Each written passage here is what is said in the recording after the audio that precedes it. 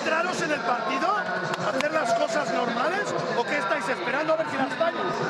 ¿Estáis esperando a ver si las fallan? ¿Qué estáis? A ver si las fallan. Can we play something for big?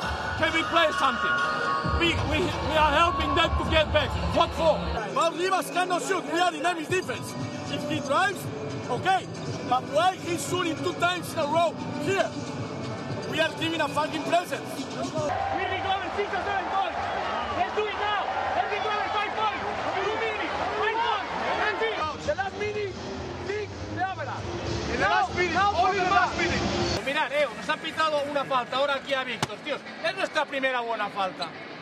Es nuestra primera buena falta, no pasa nada, falta. Sacan de fondo, nos metemos en zona y la robamos. Play the last minutes and play really well.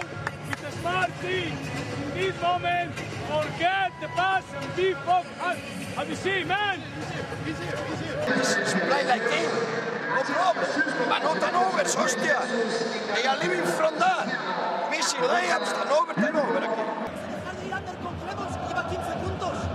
Podemos dejar de ir under con Cremos, que lleva 15 puntos, y seguimos yendo under. Podemos estar más duros con Cremos, que lleva 15, coño, 18. Y seguimos yendo under, por debajo de 3 puntos.